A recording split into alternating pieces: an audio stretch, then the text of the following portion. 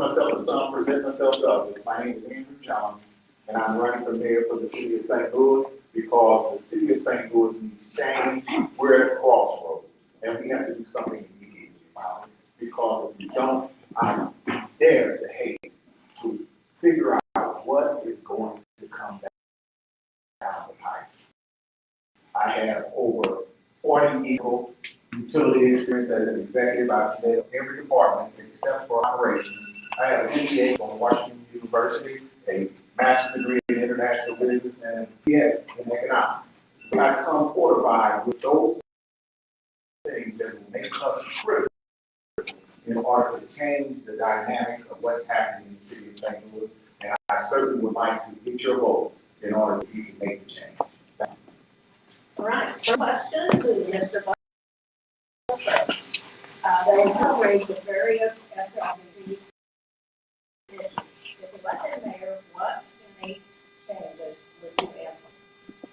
So for the north side business program we're talking about, the change is two things, we can remove. So there are $37 million in this project. Some of those awards in the largest chunk will be reduced. You probably can't end up time, and quite frankly, those amounts that gone to the large amounts that gone on there to be reduced. And to remove, some projects the awardees should be removed from the program as they were not over in COVID. They don't meet the criteria that being in the public field is met. So what I would suggest first is reduce, remove. You don't have time to start over because those companies have to spend that money at first by the end of 2025. I look forward to making some strong changes to that money out the door. This can use them, and this is better than before. For starters, the money has to be spent by the end of 2026, not 2025. So we have already worked with a lot of the companies that receive the large grants to make sure that they can spend that money. And every company that has received or has been approved has been vetted with our third-party auditor that we brought in. And also, the program has been audited by the third-party auditor and given the green light to continue forward. So what I would do is continue on the path that we've been on to make sure that the companies that have received the money can spend it, and continue to make sure that they will spend it by the 2026 deadline. And we will see that this money will change the trajectory of North St. Louis, which is what it was intended to do. The trajectory we've been on is woefully unacceptable. You've all seen the headlines coming out of SLBC, the corruption, the perceived corruption. We gave the St. Louis Development Corporation $37 million of our ARPA funds to invest in North St. Louis. An unprecedented, once-in-a-lifetime opportunity. We saw lists of awardees that included vacant lots, vacant buildings, and businesses that didn't exist during COVID. It is absolutely clear to me that the path we're on is unacceptable. And if I'm elected mayor, I'm going to put real oversight in the SLBC structure. The organization itself is headed by the same person who was appointed by the administration to oversee the oversight. This lack of checks and balances has resulted in a sham of an economic development agency that has been sitting on that COVID money for 4 years while businesses in our community have continued to suffer. And if I'm elected mayor, we will absolutely change trajectory immediately. Mr. Jones?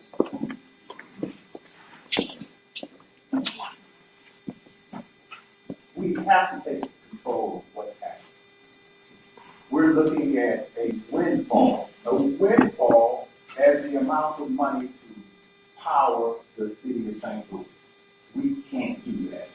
We have to have economic development plans, that are comprehensive economic plans. I'll continue to say so, that we understand what's next. We get all stakeholders involved, and we can project, we can forecast what we can bring within the city of St. Louis to produce governmental input. We can produce new businesses that will come and provide an engine for the development of the city of St. Louis.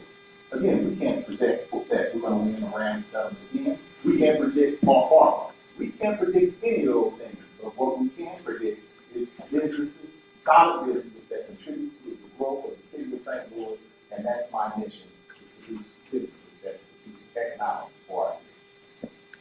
Okay, the next question, we're gonna start with Mr. Jones, and that would be, what are your plans for mitigating condemned properties and slumlords? How do you plan to mitigate dangerous mentally ill neighbors living around children and families when the city doesn't have mental health facilities to send them to? That's a lot. Well, there's So I can choose, that was two questions, can you start the first one again? What are your plans for mitigating condemned properties and slumlords? The second is about dangerous mentally ill neighbors. Okay, I'll start with the dangerous properties and slumlords. We have been holding dangerous property owners accountable through the private property stabilization program. We budgeted about $13 million worth of ARPA funds to hold property owners accountable. We send them a note saying if you don't fix up your property, we will, and we will send you the bill. About 2/3 of those properties are now back as tax generating properties. We also received $15 million in ARPA from the state of Missouri to demolish other properties, and we've been able to take down 990 vacant properties that are a danger to not only our neighborhoods, danger to our first responders, as we saw recently when we lost a firefighter in the dangerous vacant property fire, and also a danger to just the aesthetics of our neighborhoods. So we have been moving, and we will continue to move to demolish more properties over the next several years that we have ARPA funds available. Ms. Spencer? The private building stabilization program that the mayor is speaking about, that's the program that we have the building inspector in charge of, who's funneled $3 million of that stabilization fund into companies he owns himself. This is absolutely reprehensible use of our federal tax dollars to stabilize buildings. It's clear that we're not doing nearly enough to address vacancy and problematic landlords. My track record includes going after the biggest landlords in town. I was the first elected official to come out against Paul McKee and remove the exemption to building codes that he had written into our city code. And I will continue efforts if I'm elected mayor to hold accountable our vacant property owners. It looks like shoring up a building division, rooting out corruption in that department, and building a city council and legal department that has the teeth and the legal capacity to go after these guys. We have over $10 million of building code violations on the books that we're not collecting, and if I'm elected mayor, we're going to take this seriously. Ms. Jones? It's very simple. Eliminate corruption, eliminate corruption, eliminate corruption. When I looked at SLDC, they are not functioning, and what I submitted to them, and I submitted to the CEO of SLDC, that if you don't have a comprehensive plan, and you hear me say this over and over, because it all comes from the idea that they have not developed an economic development plan. And it's crucial that you have this because the economic development plan gives you key guideposts on what's necessary. You know who's responsible, what they're responsible for, and the time period on what they need to do, and you hold people accountable for that. What I'm submitting is that we will get in the office, we will execute, and we will perform. And Mr. Butler? Derelict properties and vacant housing is the biggest eyesore in our city, and while a lot of effort has been given towards that, there are still thousands of properties in our city that need to be torn down or renovated. I propose that we use RAMS money, most of it, to reduce the amount of vacant housing in our city, whether we're renovating those properties or building new infill houses. That is the key to increasing our population, to building new housing that people can afford and want to move to. And of course, taking a strong stance against our absentee landlords and bad landlords requires a tenant bill of rights and a enforcement of our permitting laws that is going to make sure we're putting people first and not donors. Next question starts with Ms. Spencer. Why does it take for so long for certain CSD reports, i.e. graffiti, derelict vehicle removal, to reach the pavement? Oh, this is an excellent question. As an older person, we are often the first line of defense when CSD doesn't work, and it often doesn't work. Why it takes so long? We need real metrics on how we are addressing citizen complaints. CSB, the Citizen Service Bureau, is where you submit potholes, graffiti, and many of the things that were mentioned here in this question. And if I'm elected mayor, we're going to take seriously the accountability to the general public. One thing this administration has talked about is producing a loose stat, which would start to address that. But we haven't seen any reports publicly. We haven't seen any of those timelines, the average time it takes to replace a pothole, the average time it takes to do these things. You all deserve answers. We deserve answers as alderpersons, and the community deserves better and more responsive services from their city government. Mr. Jones. Aristotle often said, a civilization is only as good as its people. I'm running for office because of those issues. I'm retired now. I want to relax, but I was frustrated by the things that are going on in the city. Through my experience, I have seen things and I have remedied things. I've sat on boards for all the cities throughout Southern Illinois, and we've turned things around. Edwardsville, Collinsville, you name them. I've sat on all of those boards as the economic development instructor and when we develop these plans. So we have to have accountability based on those different issues. SWOT analysis, SOAR analysis. We do all of those things so that we can deliver services because we shouldn't be without services. We pay enough taxes that we can get things done. And that's my job to ensure that we get things done. CSB tickets are taking a while because we don't have enough people in city government in order to get things done. We have large amount of vacancy in open jobs that are just not being filled. I, in my office, haven't had a vacancy in 4 years. I serve as your recorder of deeds for the city of St. Louis, and I don't have a vacancy because I believe in quality over quantity. I pay people what they're worth, and I give them the technology they need to succeed. On the other hand, the rest of city government has $42 million surplus, mostly because of all the vacancy and all the open jobs that we have. I can change that. I can make sure that we're continuing to hire more folks and putting them in the right places where they can serve each and every morning. Mr. Jones. So it's easy to complain about things when you are the chair of budget and public employees and haven't done anything to address that over the last 10 years that you've been alderman. But I can tell you that yes, there is a labor shortage in city government, and yes, the personnel department is responsible for hiring employees in these positions. And no, the mayor does not have control over the personnel department. We work with the personnel department to fill these positions and fill them as quickly as we can, but we are at their mercy. However, we have been holding our departments accountable. It takes about 24 to 48 hours to fill potholes. Just go ahead and call CSB with that request. But all of the things that you require happen at the speed of people in the positions to fill those requests, and we are trying to hire as many people as possible. Thank you. And Mr. Jones, we're going to start with you this time. It is, given the ongoing challenges around equitable distribution of federal funding, how do you plan to ensure that underfunded communities receive their fair share? That's a great question. What we have, ARPA, RAMS money, and we're developing plans around those monies. Those are windfall monies. They are once in a lifetime. We can't be focused on things that take us out of the idea that we need to develop businesses so that they can provide income for the city, and we can move the city based off of those incomes. That is the baseline.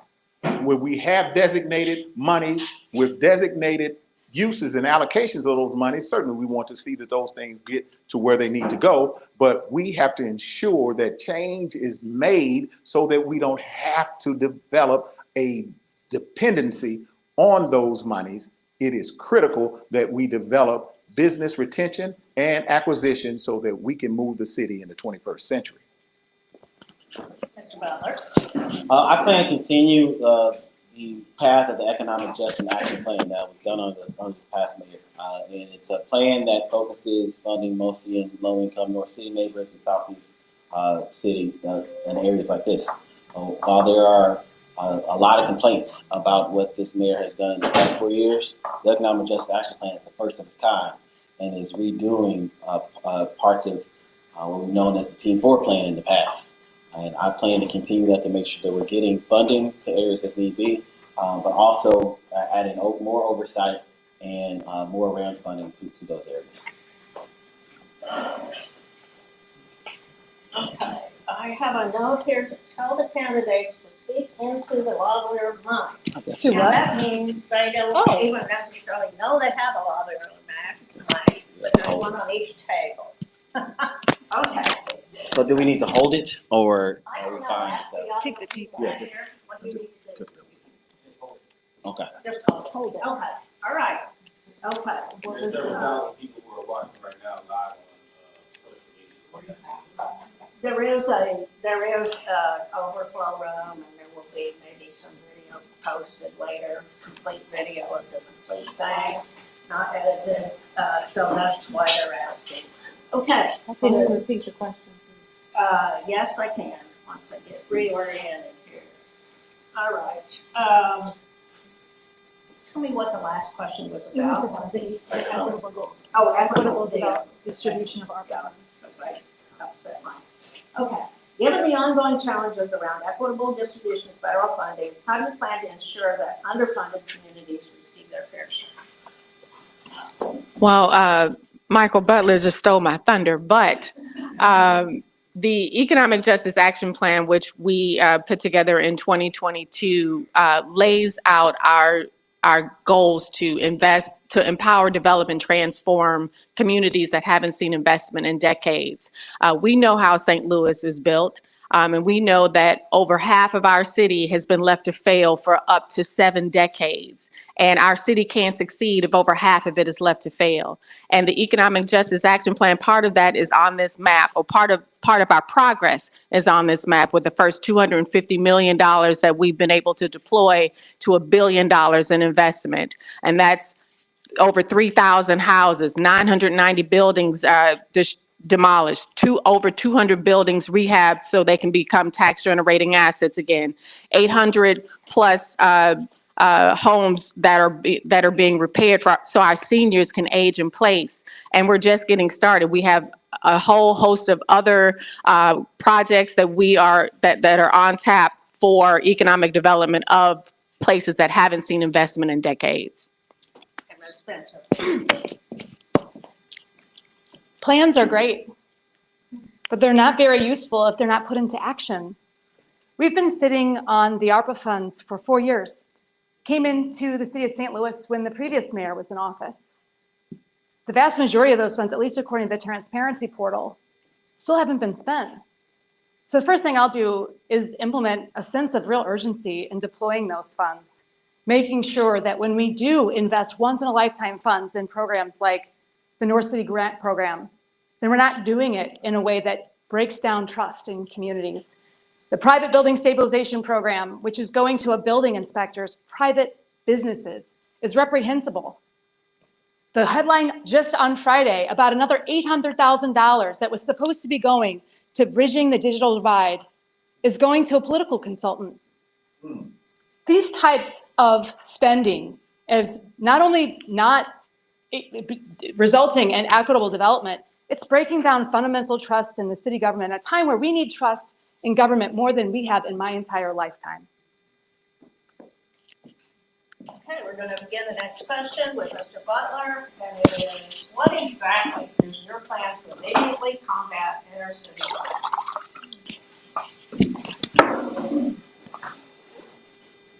I'm going to continue to focus on programs that reduce poverty and reduce the root causes of crime. I got to give the mayor another. Continue the Office of Violence Prevention is something that we've been at many different. Usually I get some time between. I give you 2 compliments.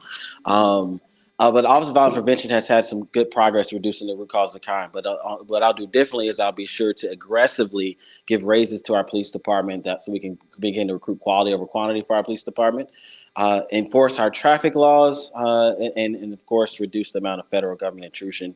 I got 30 seconds left. Thank you. So I want to make sure that another thing is pushing back against federal government intrusion and some of the things that we know laws are coming from the federal government that's going to force our law enforcement to deteriorate the relationship it's built with community over the past 10 years. Most importantly, I want to take some of these programs off from contractors and hire folks in-house so that we're not dependent so much on the ARPA fund partnerships, that we're able to do that directly and long-term with our general revenue. All right, Ms. Jones. So we started the Office of Violence Prevention in 2022 with ARPA funds, and in the 23 budget, we were able to transform that into general revenue funds. So it's already funded by general revenue. Thank you for that. And then also, the Office of Violence Prevention has been really busy with work with 30 plus organizations and community to provide services and meet people where they are through our kickbacks and other services that we offer through domestic violence, legal services in Eastern Missouri, and many more. We've been working hard to reduce crime. We've reduced homicides by over 40% since 2021.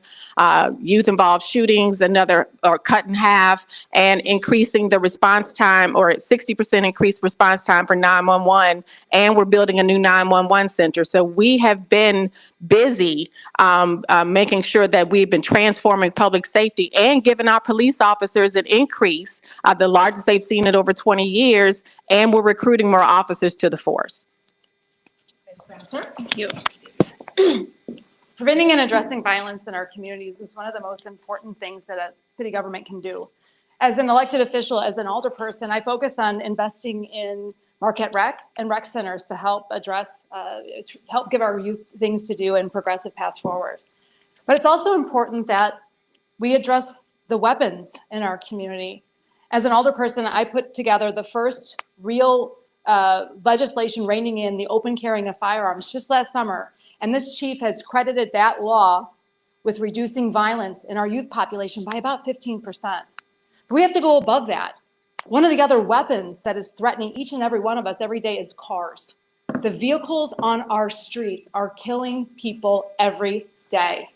They are threatening our lives. And if I'm elected mayor, we're going to take serious quality of life issues, and we are going to come down on people that are driving vehicles like they're weapons. We had 226 people injured while walking by a vehicle in the city of St. Louis alone last year, and we have to put an end to this lawlessness. Okay, Mr. Johnson. Police. They're the issue.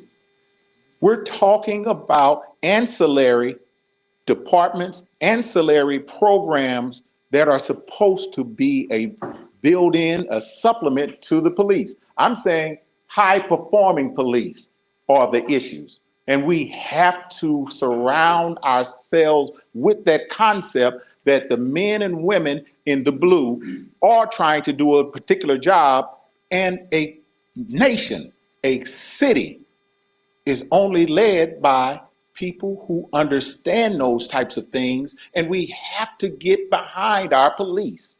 We have to get behind our police. We have to supplement our police. And I don't care if you're reimagining police, if you want to defund police, we have to get behind them to perform high, and you have a leader who will hold them accountable when they don't do so. And that is my promise to you, but we have to get behind them. Next question begins with Ms. Jones, and we have a lot of questions, one way or the other, about unhoused, some regarding that as a problem, some regarding that as an opportunity. So I'm just going to say, what is your stance on dealing with the unhoused situation? Well, as mayor, I've been able to expand our tiny home village from 50 homes to 100 homes, and also help the Veterans Community Project. We gave them a $500,000 allocation so they can help build veterans' tiny homes just on North Grand.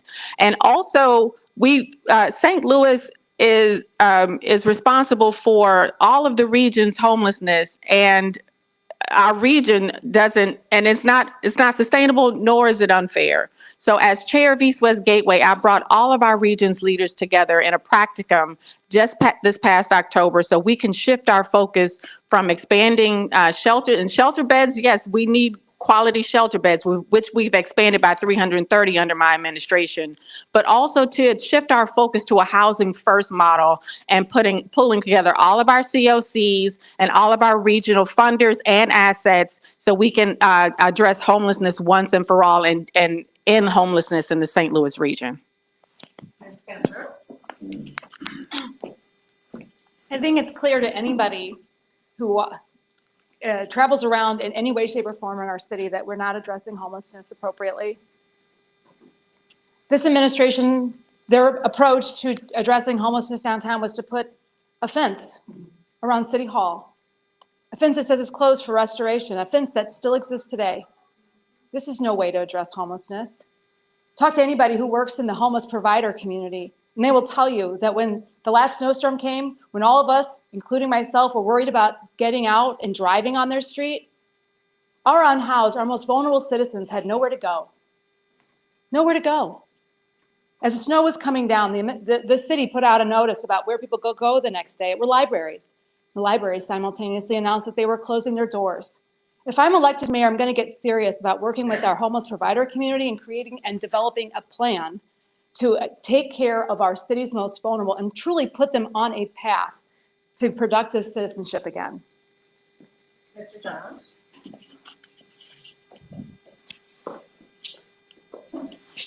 When I've been charged with running the departments at my corporation, they want solutions. They want real solutions. And I'm submitting that the homelessness problem that exists within the city of St. Louis is a problem that can be solved, and it can be solved by an issue that, do we have funding? Do we have the services, the wraparound services necessary to be able to solve those problems? And I humbly submit to each and every one of you that I took the time and I researched it, and we have more than enough solutions for the homelessness. Now, are they being utilized? I haven't delved into that to find out, but we have utilization of those problems that can be done by implementing those services that are not being utilized. It's simple. We have more than enough issues to solve than to worry about homelessness. We need to get them involved with those services that can help them, and we can. Thank you. The first thing that our city government has to do to help our unhoused populations is have compassion. And any solution that I will provide and support as mayor will have compassion for every person in our city. Many of our folks in our homelessness populations deal with two major things: mental health issues and substance abuse. And while one leads into another, it's very important that we have beds and emergency shelter places that will allow folks that have substance abuse problems to continue to be able to access services. That's one of the biggest, I think, pieces where we could change, where I'd want to put some of our funding that we already have towards increasing the amount of places where folks can wean off substances. It's important to have compassion, to be looking at solving the problems of those in our unhoused population while we're still giving them housing. And you will get that from me as mayor.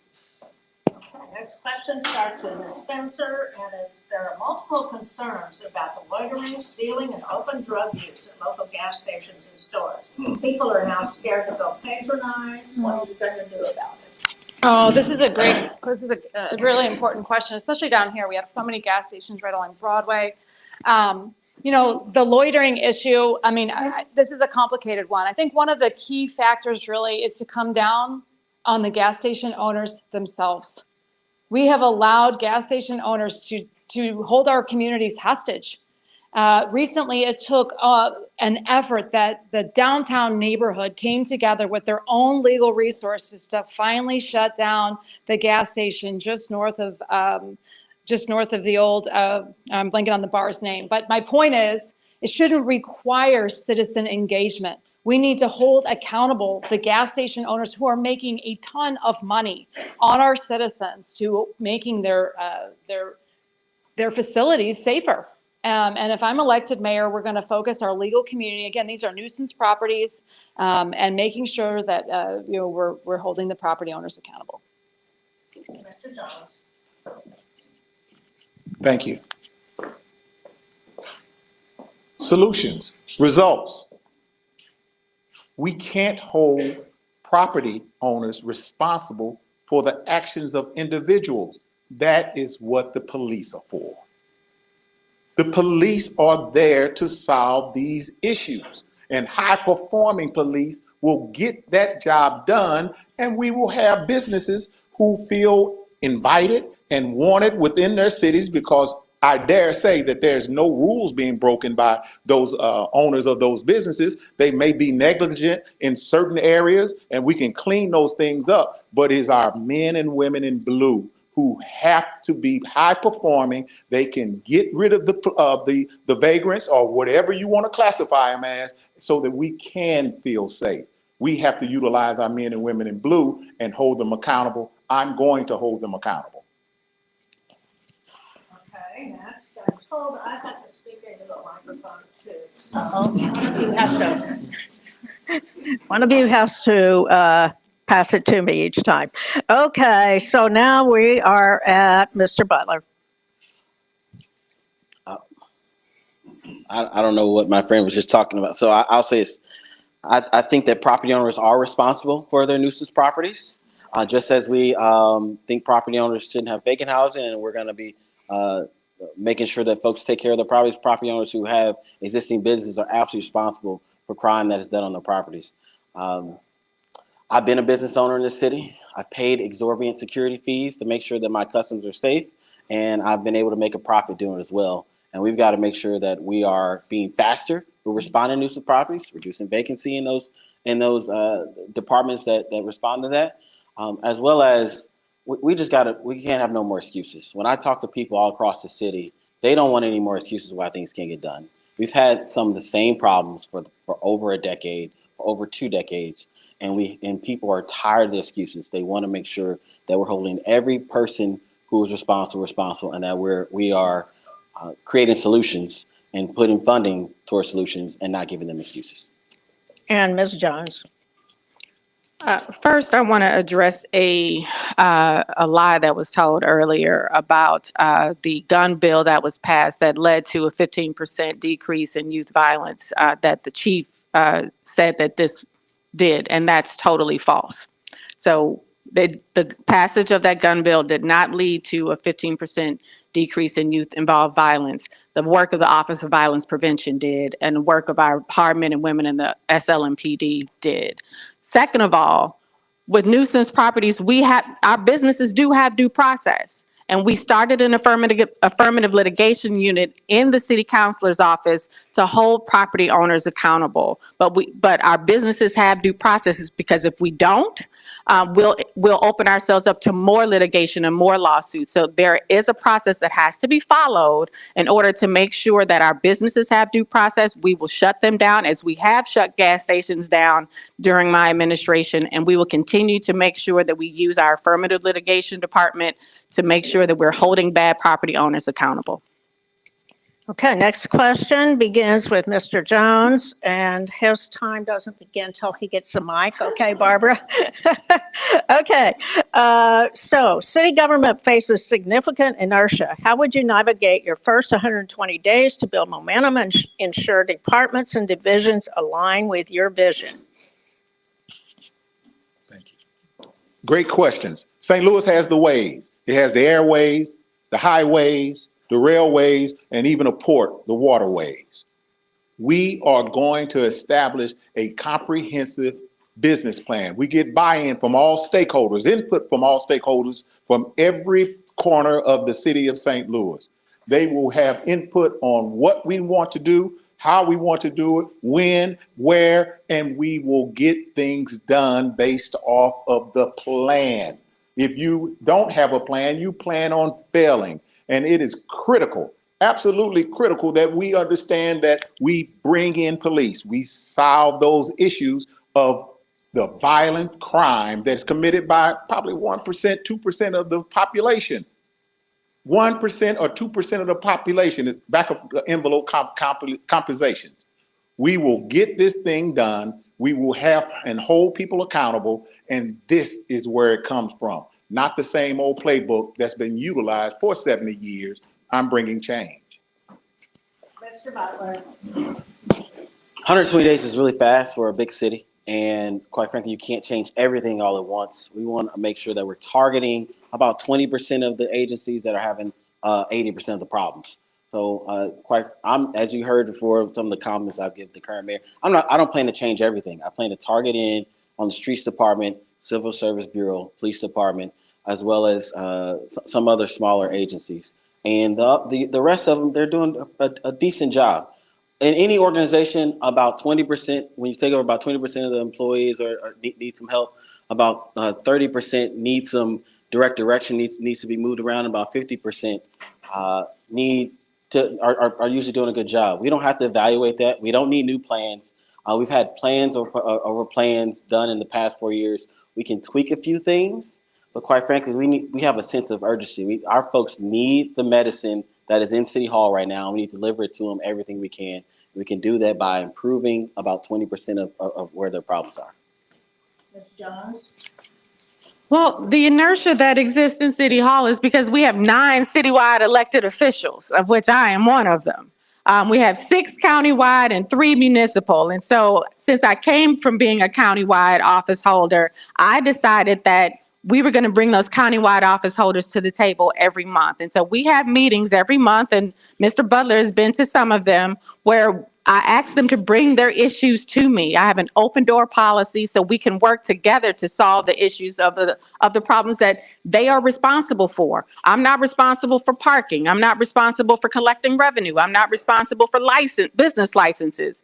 But we can make sure that we're all working on the same system, and that's what we're working towards right now, putting everybody on the same system, making sure that if the collector of revenue is starting a new program and needs some money, we find it in the budget for him, or if he needs something in the building. So we're all working together and rowing this boat, this huge boat of City Hall together. So there's inertia, but we are working towards it and making sure that we're rowing the boat in the right direction. Ms. Spencer. Thank you.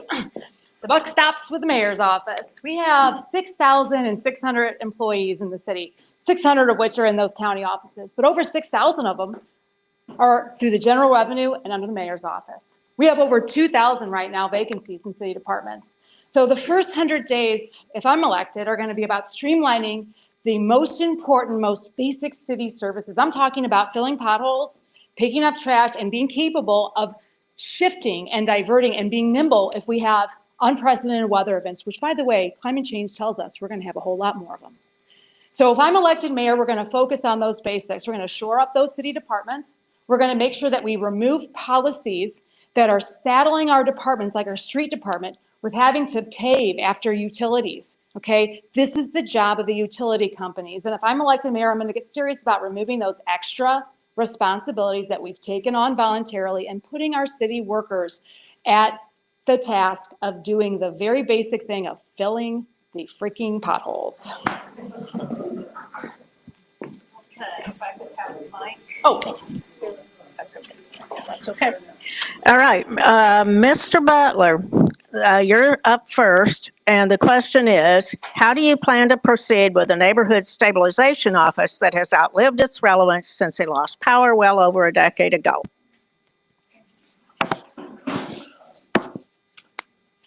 I don't think the Neighborhood Stabilization Office has lost relevance. There are a lot of, when I'm talking to people across the city, they're talking about issues around neighborhood stabilization, and they are looking for change, looking for someone other than just their alderman to connect with that can help with their issues, and a full-time person that is going to ensure that it's something we got to continue to recruit more folks and make sure that we have no vacancies in places where we're working directly with consumers / citizens in our city.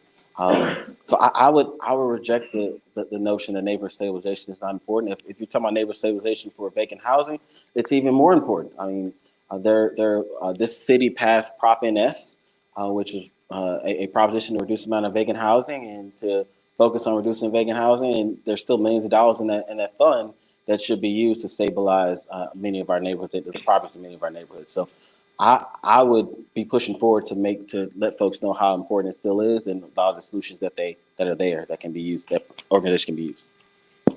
Ms. Jones? Yeah, our NSOs are the lifeblood of some of our communities, and I know that our neighborhood organizations depend on them to take some of their issues right back to City Hall to make sure that things happen. Oftentimes, they call their NSO when they can't get in touch with their alderperson. And so I believe that our NSOs are doing a great job, and they are helpful when there are crises in our city. Our NSOs really stepped up when we had the flood in July of 2022 to make sure that people had the access to the resources that they needed, and made sure that they connected people to the resources that the city was giving out so they could get their basements unflooded and the whole host of things that happened during that flood. So I think our NSOs are or should remain there, and we should give them the resources they need to do good jobs. Spencer? Our neighborhood stabilization department is one of the more important departments in city government. They are the liaison when the CSB, the Citizen Service Bureau, requests aren't met. They're the liaison when you have a nuisance property to connect the community with the legal department to figure out if this is a domestic violence issue that we need to take a sensitive approach to, or if we need to take a hard approach to a negligent property owner. The neighborhood stabilization team is incredibly important. But what I'll do if elected mayor is make it a stable department. The revolving door that our neighborhood stabilization team has become is untenable. The number of stabilization, quote unquote, officers I've had in the 8th district in the last ward in the last year is mind blowing. We're changing them around on a daily basis, it seems, getting constant and regular updates about who's representing what. There's no stabilization in a team that is a revolving door. When the leadership is forced out of the department, when the officers, the employees themselves are forced from neighborhood to neighborhood, we need a stabilization team that we can rely on, that can rely on us as an employer. Stop sign. Oh. Thank you. Thank you. And Mr. Jones? Thank you. Neighborhood stabilization. I won't beat it up because it sounds like it's something, just think of the words, neighborhood stabilization. People have expertise in a particular area, and we want to be able to evaluate whether or not it's necessary. We will certainly we're going to look at everything. We're looking at trying to throw off the fat. We're trying to get as streamlined as possible, we're trying to get everything. But neighborhood stabilization sounds like a fantastic idea on the surface, and we certainly will embrace those concepts because it is talking about neighborhood stabilization, and it improves the lines of communication because just like you, my wife was upset, and she's constantly upset when she calls the police and calls anything. No one responds, and so there's a delay there. So we have to take a look at it, but we certainly won't go in prejudiced to say that we need to get rid of it. Okay, I'm going to give you one last question. Thank you. Thank you. I'm going to give you one last question. We're getting short on time here, but it'll be the last question and then we'll have the closing. So this goes to Ms. Jones first, and it is, do you support the idea of city-backed targeted development of vacant properties around our public schools? What levers would you focus on to stabilize the buildings? Yes. Do you support the idea of city-backed targeted development of vacant properties around our public schools? What levers would you focus on to stabilize the buildings in close proximity to public schools? Well, absolutely, we support that, and we have a couple of projects that we're focused on right now that are around our city schools. We are trying to buy the old Cleveland High School and shore that up. I know we've been working with Alderman Cone on that, and on the north side, we're working on Marshall School that's on Martin Luther King and showing that project up to turn that into housing, business incubator, and several other things. That's also on my nice little map over here. And yes, we have a lot of vacant buildings, vacant school buildings around our city, and we need to make sure that some of them get turned over to tax generating properties, because they are eyesores for our neighborhood. And we had two of the best architects in the world develop our school buildings, and they are beautiful pieces of architecture, and for them to be sitting empty along our landscape is horrible. So absolutely, we should develop our city buildings and turn them into tax generating assets again. Ms. Spencer? Thank you. I believe the question was about the properties around the schools, Yes. which is absolutely not just an eyesore. These are really an issue of public safety. My son rides his bike or walks to school most days a week, and he has to get there while it's still dark out, before 7 a.m.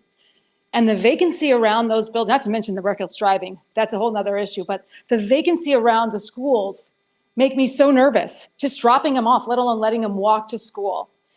We need to take an approach that includes proximity to schools and public spaces like parks when we're talking about the metrics at which we award development incentive packages. I think revisiting that is a really important and appropriate thing to do. One of the things I did as an alderperson when looking at Marquette Rec and looking at Frable and our neighborhood schools was apply the investment of sidewalks along those schools in a priority fashion so that kids could have a safer way in and out of school. And I think the same should and could apply to the vacant buildings around our schools. Mr. Jones? Thank you. Schools are important. The environment of the schools are important. And we have to have safety around our schools. What I'm submitting is that we have to have an economic development plan. I can't emphasize it enough, where we focus on developing those areas that need attention. We have to know who's responsible, who's accountable, so that we can clean it up. I know that people are probably saying he's mentioned economic development, and how does that center around education? Because it is important to know that we get proper instructions for our children. They have to be safe, and that is all included within an economic development plan. It's all included, and we want to ensure that we make it best for our children so that they can learn, even though they are dealing with issues now, but we can get things moving forward and use that bully pulpit to change the cultural issues that are impacting our schools. Just hold on to the microphone down there. Yes, sir. One more. One more. Sorry. Mike. No worries. Sorry. No worries. Thank you. The biggest absentee landlord in the city is the city. And when it comes to vacant housing, we have a direct responsibility to reduce that vacant housing. So the answer to this question is, for all of us, is a resounding yes. So I propose that we use RAMS funding, Prop NS funding, and Affordable Housing Trust funding to make sure that we're targeting those properties with no excuses. With no excuses every day. We have more than enough pots of money and more than enough millions to make this happen. Thousands of properties demolished soon. So quite frankly, we have a demolish list in the city of St. Louis that we pay private contractors to demolish these properties. Yes, we can add more and more of those properties on the demolish list, and it costs quite a bit of money to demolish, about $15,000 to $20,000 to demolish a property. We have no excuse when we have $20 to $250 million to make it happen. Many of the bills in the Ward Alderman right now go towards vacant housing, and I love one that specifically goes towards demolishing some of our large school buildings as well. So a bigger eyesore than a vacant house next to a school is a vacant school next to a house. Now we're ready for closing statements. 1 minute for each. That's okay. And let's start with Mr. Jones. We're going to come right down this way. We'll just reverse what we did, especially in light of the microphone situation. So, Mr. Jones, let's start with you. Bye-bye. Critical change is needed. Critical change is needed. And I'm submitting that I bring the expertise, the knowledge to make that change. Critical change is needed. And from what I'm hearing, we're going to continue for the next 4 years in the same manner. I'm saying that we cannot afford to go down that primrose path We have to do something because it's absolutely critical to get things done. I'm submitting that I have the expertise, I have the knowledge base, and this is not boasting. I am results oriented to get those things done without prejudice, without impunity. We are going to get these things done. And again, my name is Andrew Jones for Congress. For mayor. I just ran for Congress. I want to go to Congress as well. I'm really here to try to clean things up. And this is what we need to do. Thank you so much.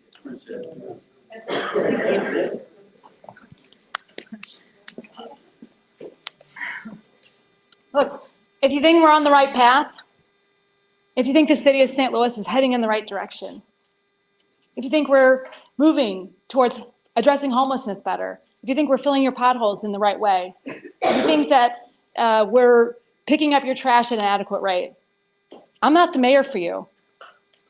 But if you're looking for change, if you're looking for a true public servant who's committed to transparency and good government, if you're looking for your city's services to have the focus, if you're looking for a mayor that believes that the city of St. Louis should be a service delivery operation dedicated to serving its citizens, then I urge you to consider casting your ballot for me as mayor of the city of St. Louis. We need change. We don't have another 4 years. I'm not here to lay the groundwork. I'm here to roll up my sleeves and hit the ground running, working for you. Ms. Jones? Hit the ground running. You're welcome to join me.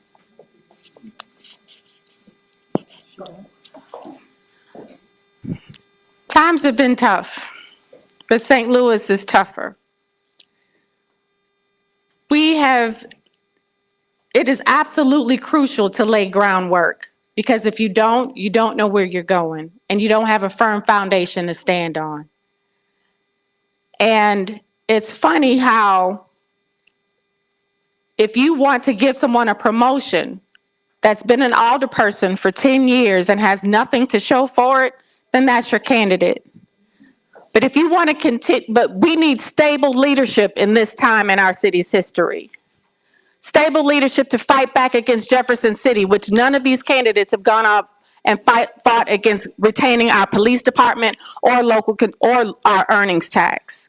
We need stable leadership to fight against the federal government, because we don't know what's going to happen. And I am that stable leadership that's at the table. We have a lot ahead of us in the next 4 years. And the kind of things that are going to happen in St. Louis need stable leadership to lead us into the future. Thank you very much.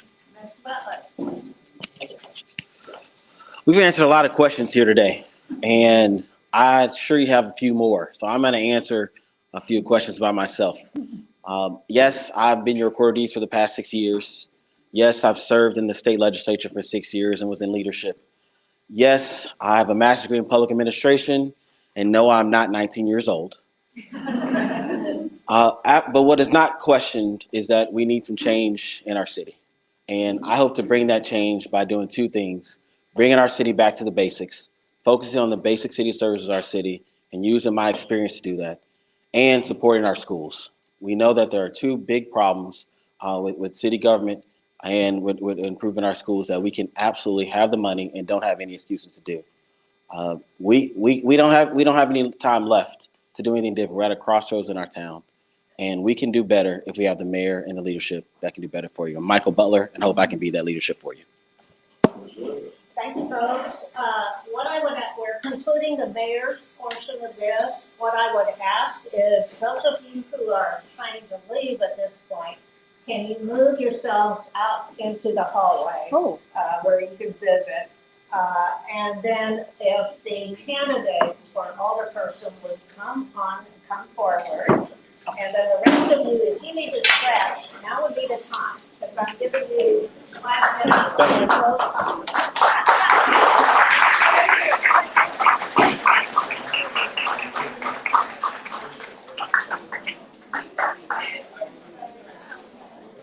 That was the funniest little microphone.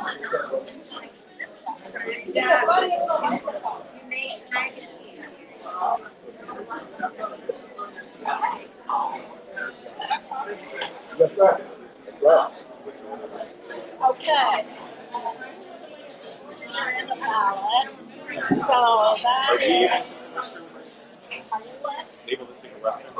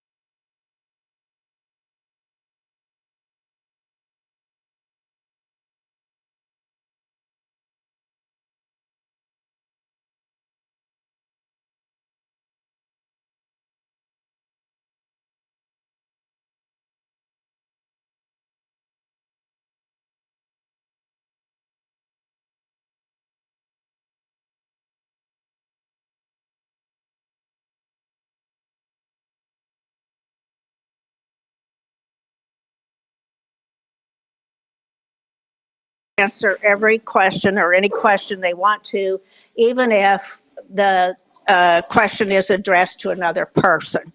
So,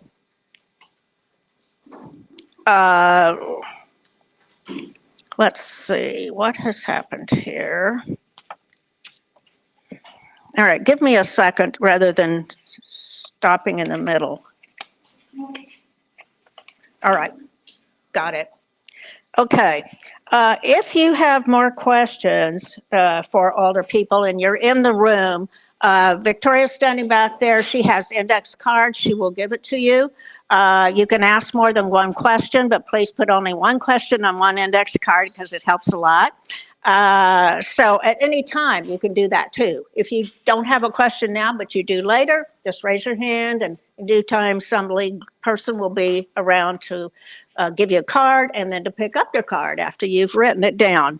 So that's the way we're going to roll this afternoon. We'll try to go no more than 1 hour, and we may not have that. Okay. All right. So let's start then in the order in which they are on the ballot. So that's Dallas Adams, and then Shane Kahn, and then Inez Bordeaux. All right. So Ms. Adams. Good afternoon, everyone. I am thrilled to see all of you here in the room being engaged. My name is Dallas Adams, and I am running to be your alderwoman here in the 3rd Ward. I have the privilege and the honor to be a resident of the Dutchtown neighborhood, where I've lived for the past 5 years. I am a homeowner on the Alabama block between Walsh and Delore. I am a mother to a 5-year-old who just walked into the room. And I am very excited to be here, to be able to share my vision and the why to why I'm running. I am a community leader here in the area, and I've been doing work in the area for years. I have 30 seconds. I did not realize how quick this went. And so what I will say with my last 30 seconds is that I am here to lend my professional experience in communications, neighborhood revitalization, and economic development, paired with my vision for our walkable, vibrant community full of neighbors and homes and businesses and storefronts. And my priorities include stabilizing our neighborhoods to be able to realize the promises and the opportunities that once existed in our footprint. Thank you very much for having me today. Mr. Kahn. I want to thank you all for being here this afternoon. I really also want to extend my thanks to Thomas Dunn Learning Center and the League of Women Voters for hosting and organizing today. And thank you all for taking time out of your very busy afternoon, especially Super Bowl Sunday, to come and visit with us as candidates running for alderperson in the 3rd Ward, excuse me. I've been an alderperson for the last 16 years. I have a history that I'm particularly proud of. I'm the first openly LGBTQ elected in city government. I'm the first that has assumed a leadership role in city government, being elected by my colleagues as vice president of the Board of Aldermen. And I've passed more legislation than almost any other alderperson currently sitting on the Board of Aldermen. Some of my particular highlights that I'm proud of: I passed minimum wage. I passed the first complete streets policy for the city of St. Louis. I worked on drug reform, marijuana decriminalization, legalization, et cetera. And I continue to fight that fight each and every day for the people who call St. Louis home, whether they're working, living, or just playing in our community, but want to also focus on the issues that are important for my neighbors. I focus on youth engagement development, and public safety, and I'm looking forward to the discussion tonight. Thank you. Hi, my name is Inez Bordeaux. I use she, her pronouns. I am a nurse. I've been a nurse for 18 years. I've spent the last decade as a community organizer. I'm a mother of 4 kids, 2 of whom are still teenagers, so I will be accepting all thoughts and prayers. I'm a Baltimore Ravens fan. That's very important for y'all to know. And I am running to be your alderwoman because I am from St. Louis. I've lived in the house where I live now for 10 years. I've seen the way the 3rd Ward has changed and the many ways that it hasn't. I have spent the last 10 years as a tireless, dedicated advocate for all of the things that are plaguing the 3rd Ward: homelessness, gun violence, poverty, vacant buildings, over-policing and mass incarceration. I led the campaign to close the workhouse. I led the DRT campaign that reallocated $11.5 million away from policing and into things that actually can make the community safer. And I'm running running because I believe that our community deserves better representation than we have been getting. Thank you. Okay, first, okay, now I got it. Back to you. There we go. There we go. Okay, Ms. Adams, you'll be up first with the first question. How much experience do you have working within the city government structure? Great question. I am running as a community leader, and so the experience that I have in the city government structure is as an advocate. And I have been a vocal advocate for some of the issues that have plagued our neighborhood, such as the regulation against the privatization of our commercial drones that wanted to come through and surveil us through a privately held company. I have also advocated for some of the housing policies that have currently passed in City Hall. But to answer the question, I am the only candidate up here without any official political experience. Thank you for the question. Mr. Khan? Thank you. I think my record speaks for itself. I have 16 years of experience being an alderperson, the last 2 as the alderperson for the 3rd Ward. Prior to being elected 3rd Ward alderperson, I represented the 25th Ward, which also encompassed parts of Dutchtown, Carondelet, and Mount Pleasant neighborhoods. I have worked very diligently over that time, as I mentioned, passing various pieces of legislation, but also working with community organizations in the ward that I represent to bring them to the forefront and the issues that they face each and every day to the forefront.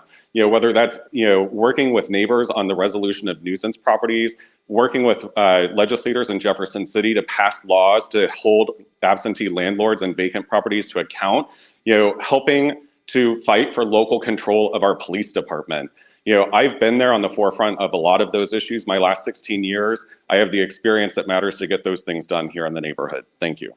Ms. Bordeaux?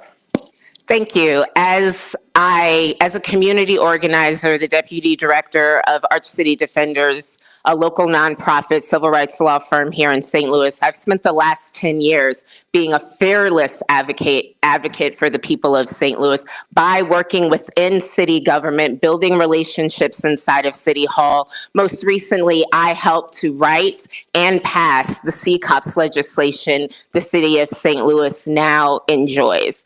I have deep ties within city government, in addition to doing things like writing the trainings like STL Civics 101 that I offer to the community multiple times a year that teaches people how city government works. So I've had 10 years of experience learning the wheels of government, how to leverage those wheels of government in order to make the city of St. Louis government work for the people.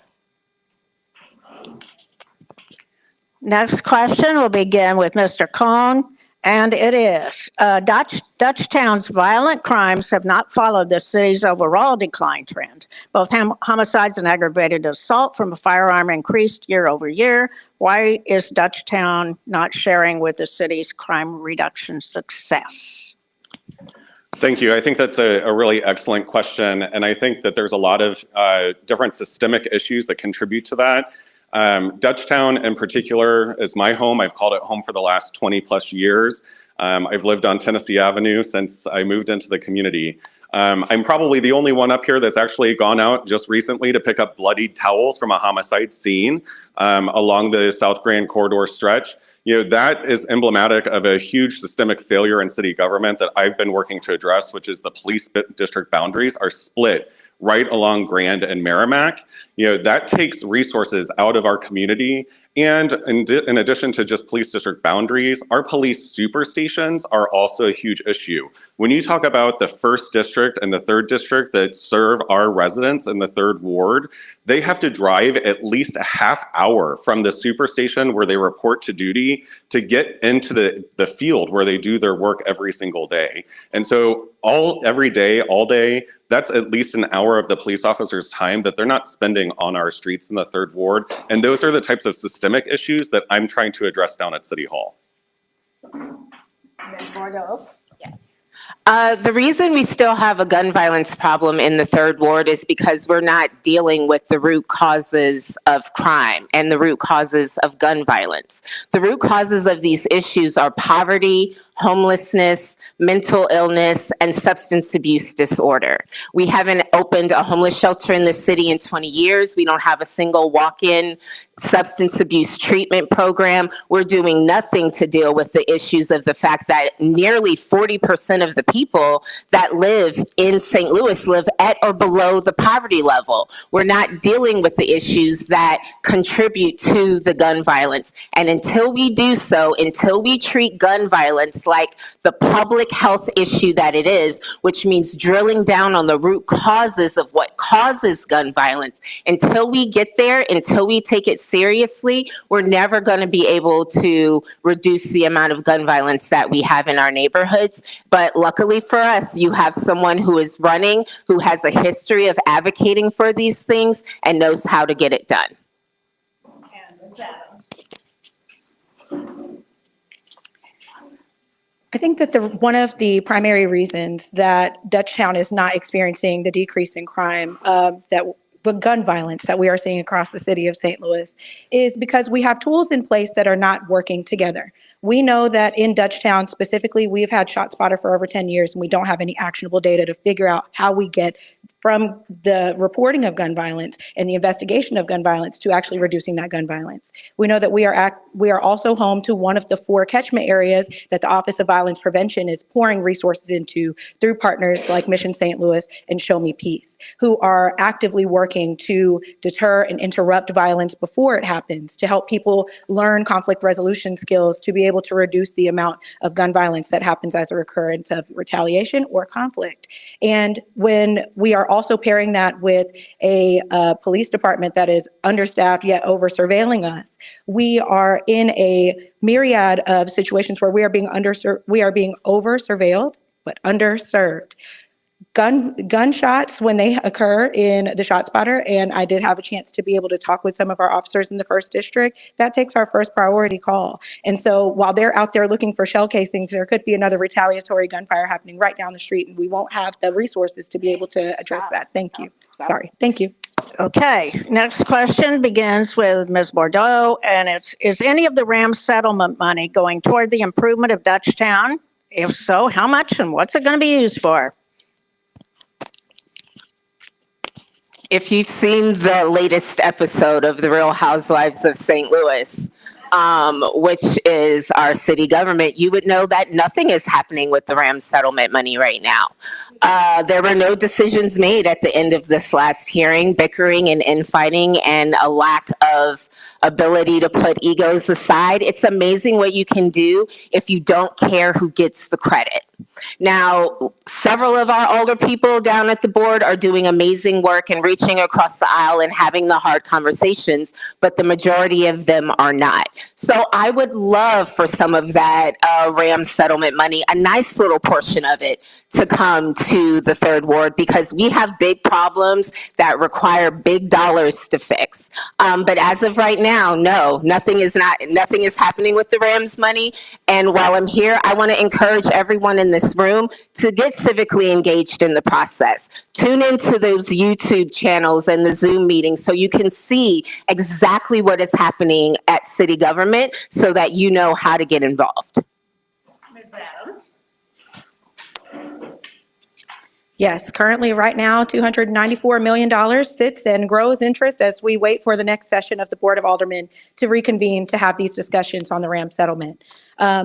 What I would like to see happen to the RAM settlement dollars, I know that in the very first iterations of Bill 131, Dutchtown was named as a recipient of funds to be allocated to this area. And I would love to see us re-enter that conversation again. I think a lot of politics, and the reason why you see nothing happening with that is that politics is largely negotiation. You have to have a skilled negotiator at the table, being able to advocate for the needs of your ward and your constituents first and foremost, and being able to collaborate with 13 other people across the city to get that done. And so I would love to see a portion of that come into our disinvested communities here in Southeast City to support affordable housing, to go into some of our crumbling infrastructure, which I know people across the city are dealing with right now, and being able to help stabilize our communities through investing in people. Thank you. Mr. Cohn.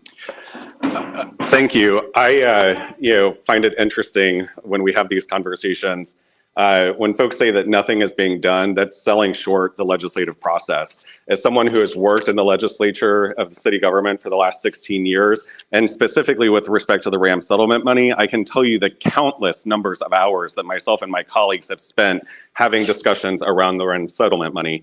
One of my opponents just mentioned the first iteration of the bill, 131, had set aside funds for Southeast City, specifically Cleveland High School. Why? Because I was having conversations with Greater St. Louis Inc. before it even became a bill.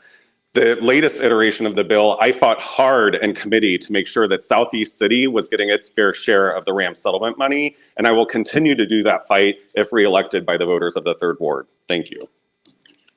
Okay, let's go with Ms. Adams first on this next question. Mr. Cohn's kind of stealing my question, but he didn't really, because this is different. The mayor just said the city's purchasing Cleveland High School, which is a dramatic policy shift from what SLDC said in this room a few months ago. How would you hold her accountable for that statement? Yeah, you know, Cleveland High School has been vacant. It's coming up on its 20th year. And so to hear that the city is willing to come to the table now as we are approaching, you know, restoration or demolition, it makes me very happy to hear. And I think the way that we continue to put accountability on whoever the mayor is, the city of St. Louis, is by advocating and negotiating and not letting up off the gas. You know, as a community leader, Cleveland High School was one of those first things that made me step and pause, look back and take stock of the stagnation that is happening not only at Cleveland High School, but all around it. And we have great tools in place to be able to revitalize Cleveland High School. I would love to see that be able to be retained by the community, to continue our community engagement conversations that we had over 2 years ago. And I look forward to being able to bring grocery, pharmacy, retail space at the bottom with housing on top, and being able to utilize that annex space as a catch-hold for some of our at-risk youth, especially those of which who become homeless, and giving them a place to stabilize themselves and to grow into productive citizens of the city of St. Louis. Mr. Cohn. Thank you very much for whoever asked this question. Cleveland High School has not had a stronger advocate than anyone else in the city besides myself. I literally talk about Cleveland High School on the floor of the Board of Aldermen, in committee, and in meetings with the mayor's office and SLDC now through 3 administrations. We've had 3 different developers who have publicly been out there wanting to redevelop the property. Why didn't that happen? It was because the city didn't put forth the resources that were needed in order to make that move forward. Did the city bring those developers to the table? No. I was the one that was working to make sure that we had developers interested in redeveloping the property.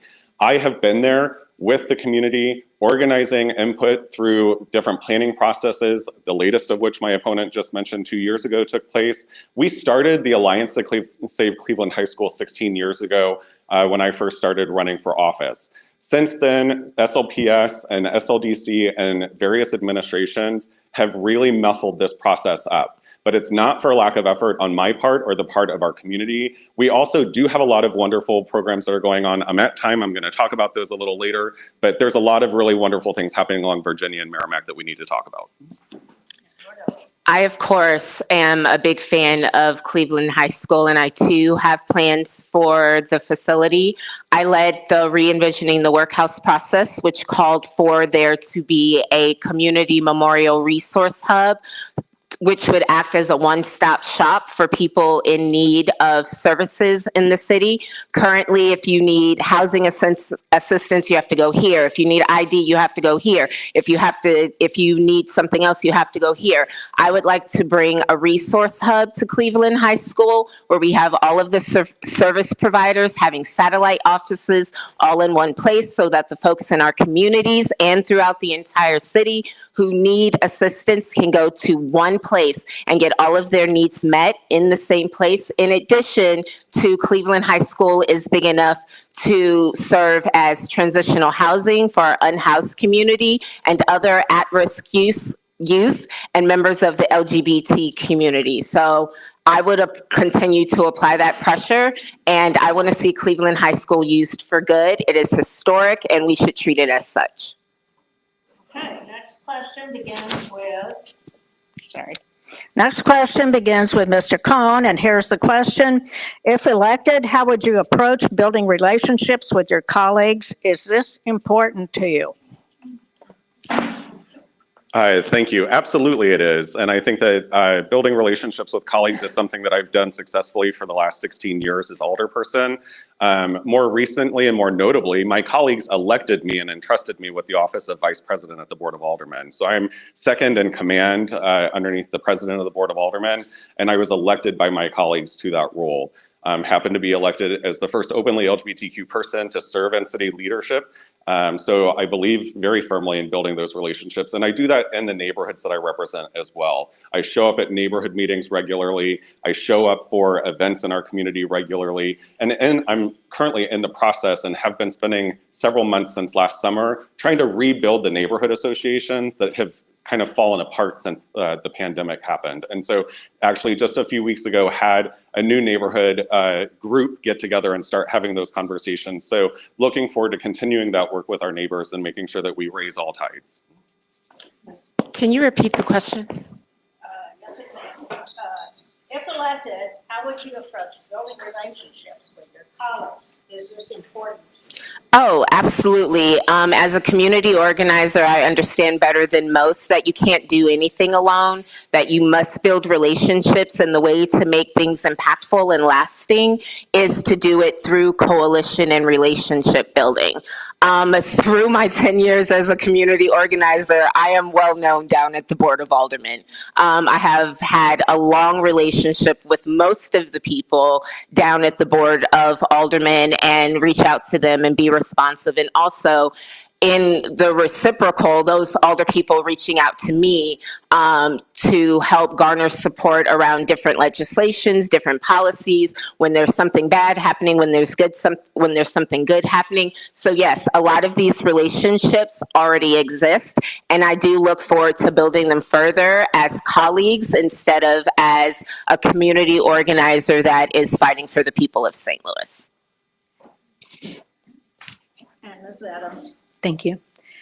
Building relationships is integral to how we get anything done as human beings. None of us thrive in isolation, and building relationships is actually one of my greatest strengths as a communicator. Finding common threads among people and trying to figure out what it is that we all care about and being able to take action that matters based on that conversation, based on that relationship is very integral to being able to make things happen. When we look around at the city of St. Louis and we look at some of these gaps, we look at some of these opportunities, when you really get down to the bottom of it, you can see that there's a breakdown in a relationship, a conflict that might have gone awry, a relationship that went sour and was never revisited. And so I think that for our city to move forward, we really do have to prioritize the relationship building, especially with the next 4 years that are ahead of us and all of the high energy that has just occurred with this new president. We're going to have to build relationships and find more commonalities and the differences between us to be able to build upon them and make change in our communities.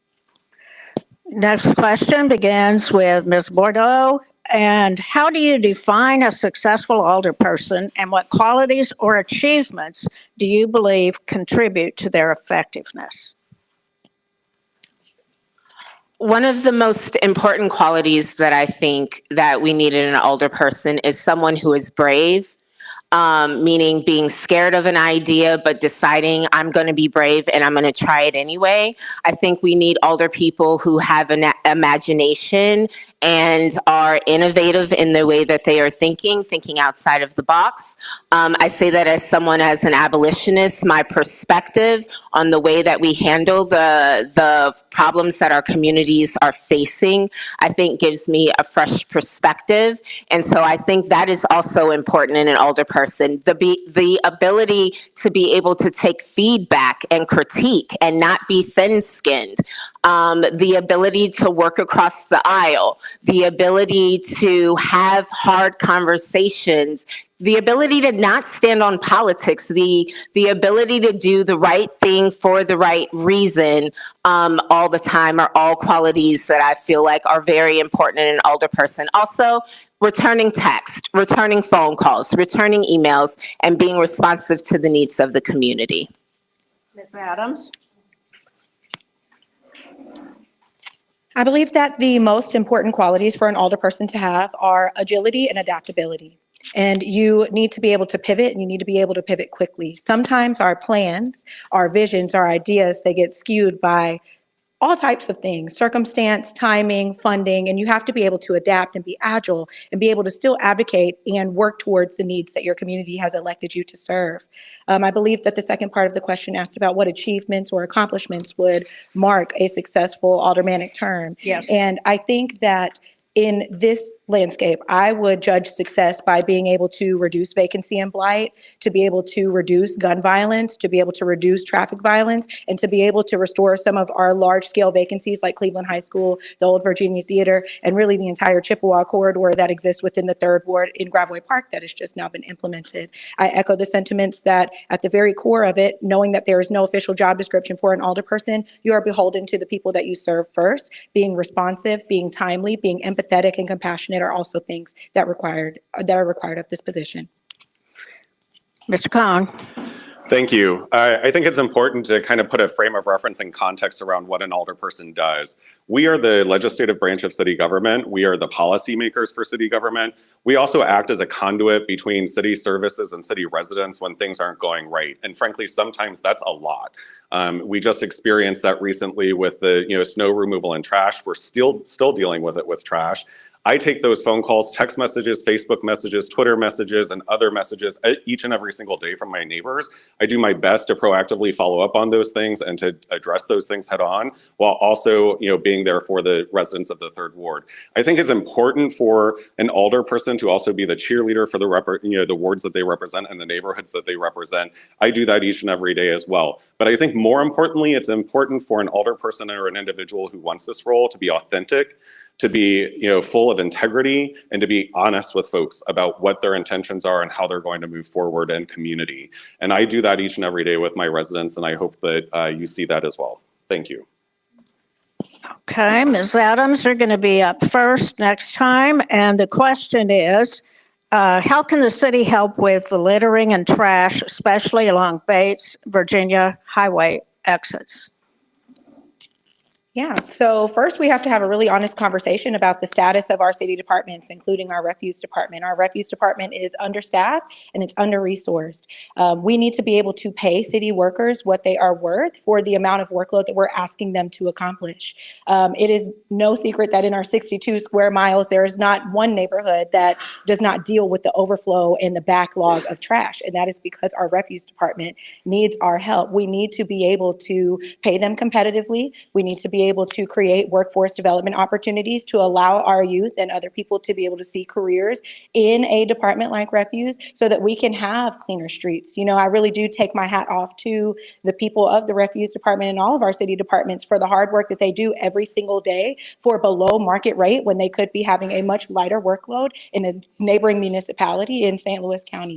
And so along with being able to properly staff our refuse departments, being able to lean on our community partners, which so many of them are in the room today, to be able to just continue to lend a helping hand as neighbors and keep our neighborhoods clean.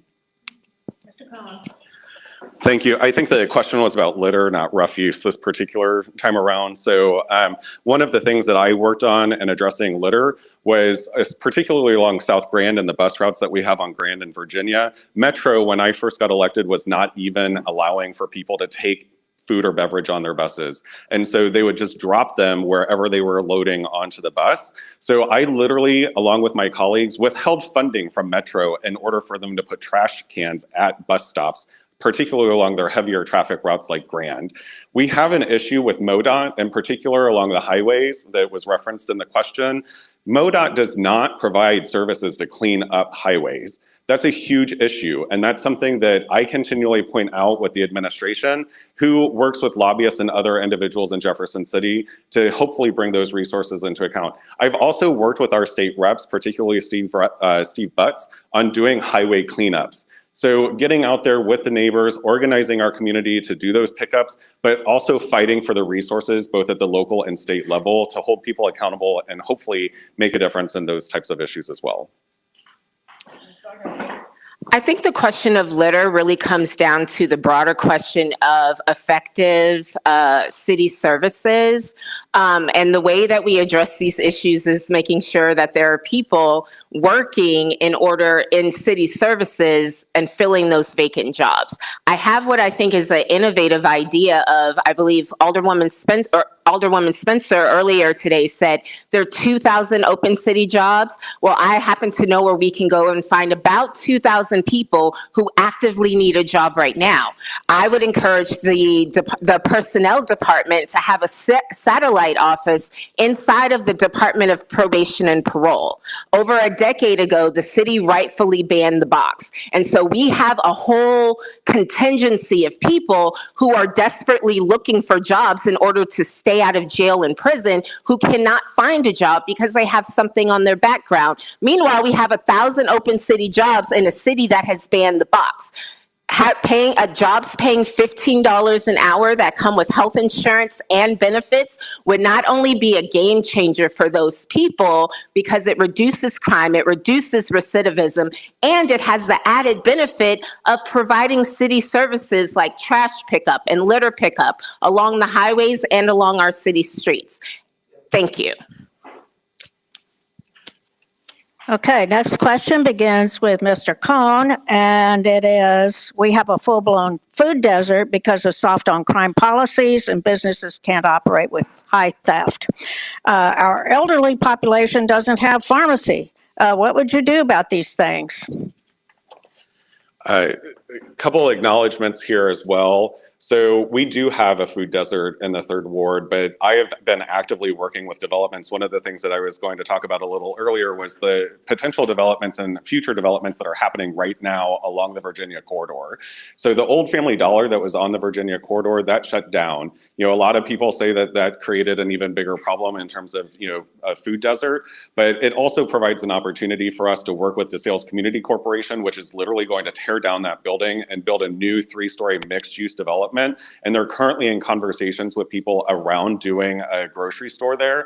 But Save a Lot, or Shop and Save, has the original deed restriction on that property that prevents that from happening. So I've been going in partnership with Dutchtown Main Streets and other organizations to actually call them out and negotiate the elimination of that deed restriction so that we can have grocery stores back on Virginia again. So just one example of the work that I'm doing around that particular issue, but we have a lot of different things that are going on to help improve the quality of life for folks, whether that's healthcare, food deserts, et cetera, and bringing those resources into our community. We absolutely live in a food desert in the 3rd Ward, and this is one of the things that I agree with Alderman Cohn on. Those deed restrictions like Family Dollar, Dollar Tree, for those of you who don't know, that deed restriction prevents a grocery store from being able to move 3 miles within a Family Dollar or a Dollar Tree or any of the other subsidiaries with those stores. So I think advocating for and getting out in front of when a Family Dollar, when a Dollar Tree wants to come into our neighborhoods, getting out in front and preventing that from happening, and then continuing to build the partnerships with stores that actually provide fresh fruits and vegetables, fresh meat, things like that would go a long way toward helping the 3rd Ward. Ms. Adams? Echoing the deed restrictions, but also seeing the ways that some of our community members have creatively tried to solve these problems. And so while we are at a lack of a traditional grocery store, I know of 2 international markets that are run by new American families in the 3rd Ward that are sustaining communities. I was actually just visiting one the other day, the Carcini-Era Meat Market on South Grand, that not only serves fresh produce, fresh meats, but it also serves as a check cashing and community hub for members of primarily the Hispanic and Latinx communities. So wanting to uplift that while we do live in a food desert, there are plenty of business owners who are chomping at the bit to be able to help solve these issues. And I don't think that it's any any type of coincidence that these people are also some of our new American families that have to innovate time and time again to be able to serve their needs. Another piece of my work and my integral core work and the way that I tried to solve the food insecurity problem in our neighborhoods as a community member is by purchasing the lots of our community garden that was started over a decade ago and the 4 adjacent plots of land, investing more than $200,000 worth of infrastructure into that place with the help of Seed St. Louis and Pocket Parks to create an edible orchard along a busy bus corridor so that people have a place to eat, gather, and play. Okay, next question is addressed to the Aldermanic challengers, but by the terms of our rules, you know, Mr. Cohn also has a chance if he wants to at the end, and he's coincidentally at the end, so we'll see.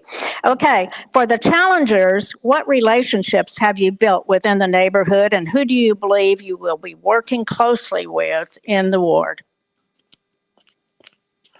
Yeah, I am the current Democratic committee woman of the 3rd Ward. I am also the current state committee woman of Senate District 5, which Ward 3 is in. So I continue to build relationships with the neighborhood associations, with the ward organization, which we are helping to build up, myself and other committee person, Maxie Glamour. Continue to work with the business owners, but more importantly, the way that we should be doing this is by building the relationships with our neighborhood, with our neighbors, our neighborhoods, block by block, because who keeps us safe? We keep us safe. So when I'm elected, that is what I will continue to do. Relationship building is at the ethos of what I do. Nothing is possible without relationships, and I'm not interested in doing anything alone. Ms. Adams? As I stated previously, relationship building is really at the helm of everything that we do. And as a very active and involved community member, I have the pleasure to not only have worked with a lot of neighbors through my work previously with Dutchtown Main Street, currently serving as the board member at Thomas Dunn Learning Center. I lead a community garden. I'm in constant communication with neighbors all the time. I show up at neighborhood meetings that are neighborhoods that I don't even live in, and I've been doing it for years. And I'm proud to say that I know at least over 50% of the people in this room based on not only, you know, just this nature of being able to knock on your door and build those relationships with you. I'm very proud to say that I've met over 2,000 new neighbors that I've never met before being on this trail. And so I look forward to not only continuing to leverage the relationships that I've already built across neighborhood organizations, not only in the 3rd Ward, but spanning the entire city of St. Louis. I look forward to building upon those relationships with my neighbors whose voices oftentimes go unheard, go unresponded to. And I look forward to serving with a community relationship building lens first, and being able to find the common human threads that help us solve all of our issues. Thank you. I stand before you as someone who has worked tirelessly in the communities that I represent, as evidenced by my responses tonight. I do find it somewhat interesting, though, as a candidate, and when we talk about the elections that are coming up, and that particular question arises, it makes me really wonder about where they're receiving their support as well. And just my opponents themselves, one has received one of their largest contributions from a nuisance property owner in the ward, and the other one received over 70% of their contributions from out-of-state donors. I have the most support from neighborhood residents in terms of being able to raise money to support my candidacy for this campaign, and neither of them have more than 10 donations from anyone in the neighborhood. So that speaks volumes in terms of the relationships that they've been able to build and who is supporting their races for election at this point in time. I will continue to work with the neighbors that want to step up and make a difference, and I will continue to work with neighbors who are trying to organize in their communities to make their voices heard and get the resources that are necessary to make a difference in the communities and blocks on which they live. Thank you.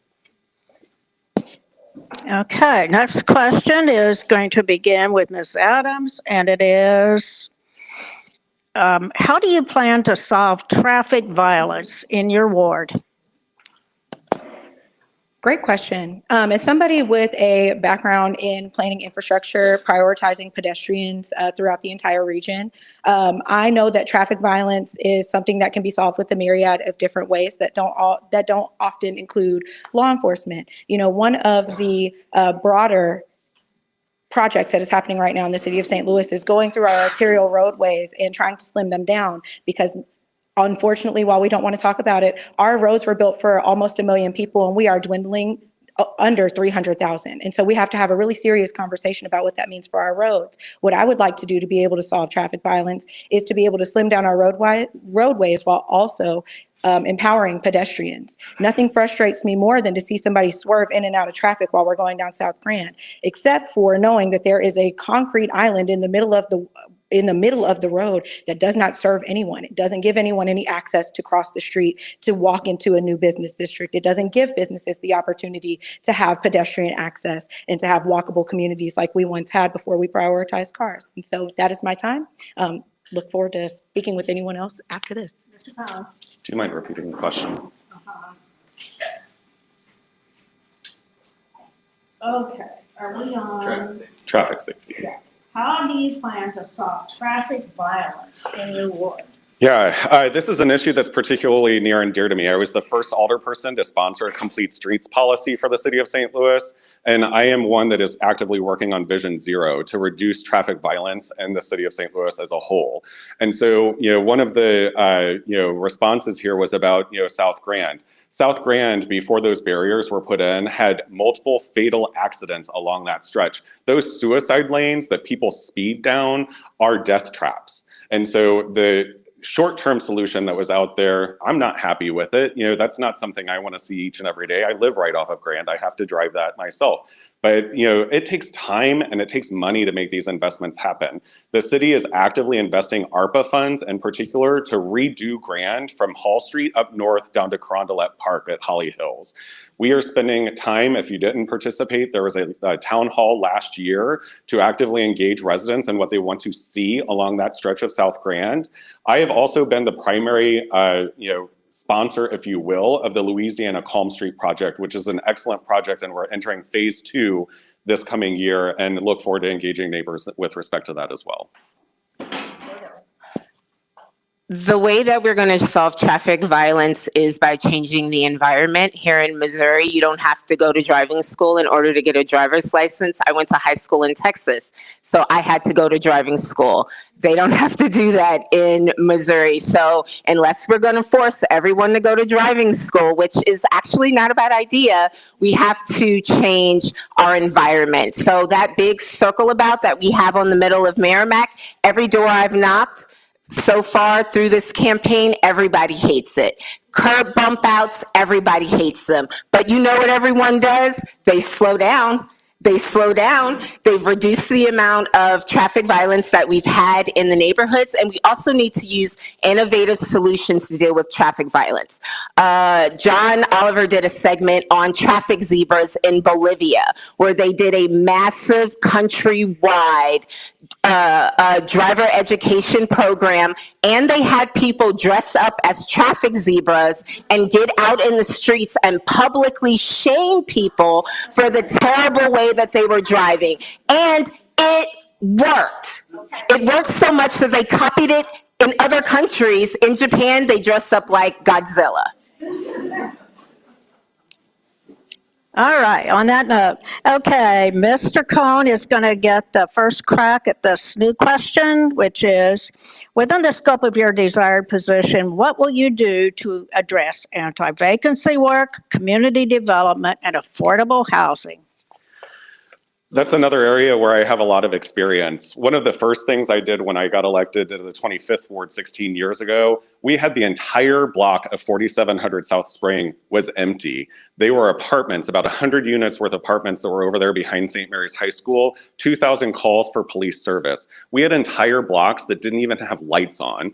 I have been very intentional about seeking out resources. We got a $3 million grant from the Department of Economic Development to redevelop that block of 4700. That $3 million wasn't even enough to get developers interested. I literally had to show up on my hands and knees to get that developer to the table to redevelop those properties.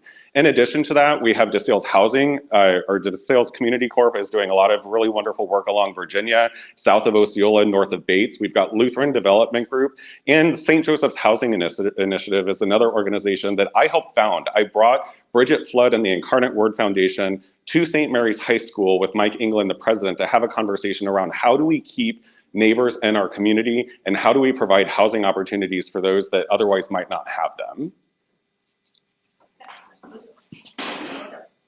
Yes, so I think the very first step to dealing with vacancies is that we need to have a building division that is not corrupt.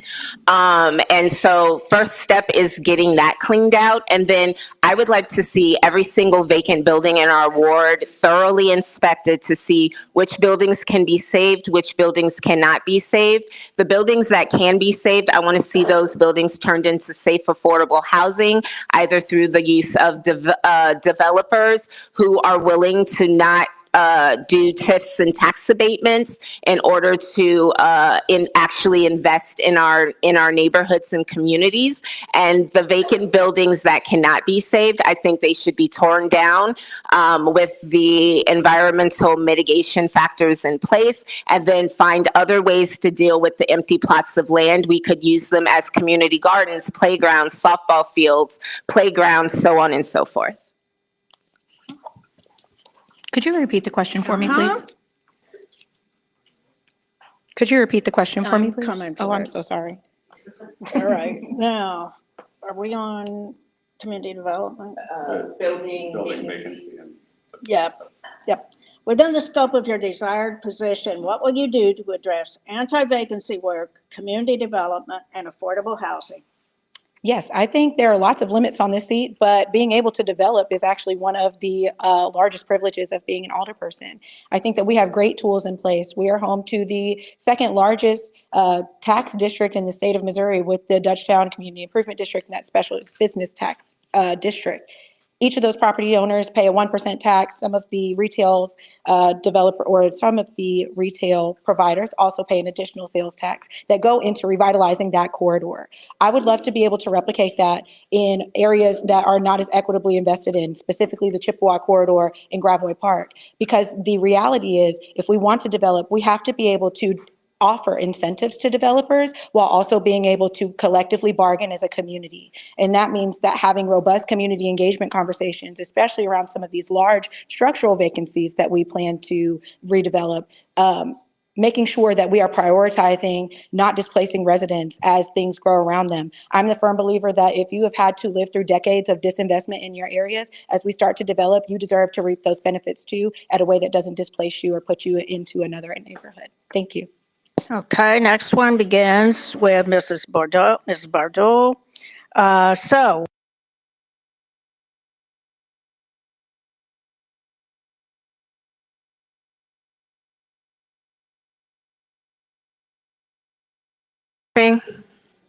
They're laughing because I'm an abolitionist. The work I do every day is about how do we take that $256 million away from St. Louis Metropolitan Police Department, and how do we invest that things in the things that actually make us safe, like safe, affordable housing, affordable childcare, expanding our transit systems, food security and mental health services, so on and so forth. So I feel very strongly about SLMPD attempting to work with ICE, but I'm not going to do anything differently than I'm doing right now, which is working to defund the most murderous police department in the entire country. Ms. Adams.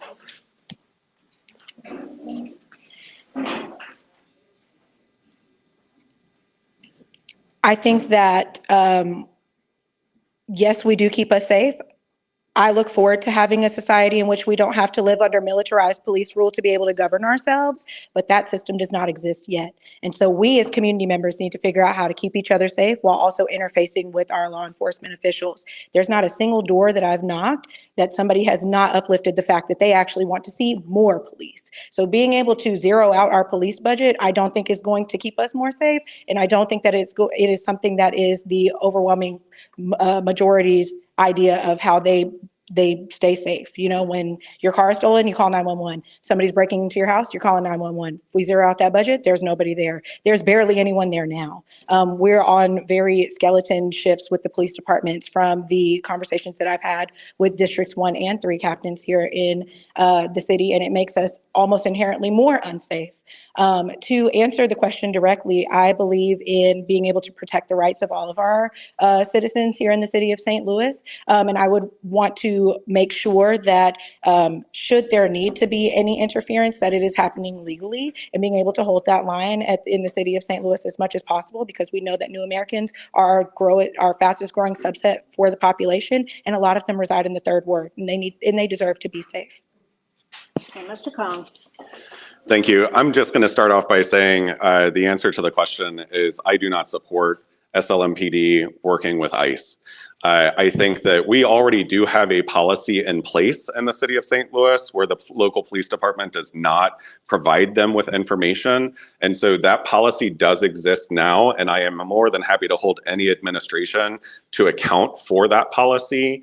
I have to, since we did kind of bring up, I do believe in reimagining public safety in the city of St. Louis. I have advocated for programs like Cure Violence and Show Me Peace. I've advocated for programs like youth violence intervention programs that have actually worked in our community, and I continue to find grant funding to make those opportunities a reality again. And so I think that there are a lot of different things that we can do to improve public safety in the city of St. Louis and the 3rd Ward. I do not support SLMPD working with ICE. Okay, I say this is the last question that we're going to have time for this afternoon, and we're going to start with Ms. Adams. And will you have a second job when elected and performing aldermanic duties? It's a great question. I actually just had to talk with some neighbors about the understandings of my campaign right now. I actually had to leave my job to run for office, and it is a decision that I made very cautiously. I am a single mother to a 5-year-old. I'm a homeowner, so being able to make that decision was not one that I took lightly. And so being able to have these days on the campaign trail, to be able to talk to neighbors, to be able to solve constituent concerns when they fall through the gaps, is something that I look forward to doing every day. I would have no problem being able to do this work full time without having to sustain myself with a second job. Mr. Kong. Thank you. I put my heart and soul into this job each and every day. I think it's important for folks to acknowledge that everyone comes into life with different circumstances in which they're able to operate. The salary of an alderperson does not fluctuate depending upon the number of hours that you work or, any overtime for the overages that you go over. And so, we did recently increase the salary of the Board of Aldermen. I did not vote for that increase, for those of you, just so I can set the record straight before you all today. But I do think it's important to acknowledge that, not everyone has the luxury or privilege to quit their job to campaign full-time. I can't quit being an alderman to campaign full-time for you all, but I am here and committed to you on a full-time basis as your alderperson each and every day. I can't remember the last time I only had one job. I think living under capitalism, and if you want to take a vacation or give your kids an allowance, it almost requires 2 jobs. I worked full-time as the deputy director of Arch City Defenders. I also had to step away from my job in order to run, and while also working part-time as the nurse. So when I'm elected alderwoman of the 3rd Ward, I see being alderwoman as a full-time job, and I am 1,000% committed to making sure that the people of the 3rd Ward have my attention on a full-time basis. But the state of Missouri requires that in order to keep my nursing license active, I have to work a couple of shifts a year. So I will probably have to do that, but I will be working this alderwoman position as a full-time job, and this ward will have my undivided attention. Okay, we're going to move to the closing statements. Again, 1 minute per. We'll start over with Ms. Bordeaux and move this direction. And then after that, if you could just stay quiet for 1 more minute, I have a couple of things to tell you about the election. Thank you.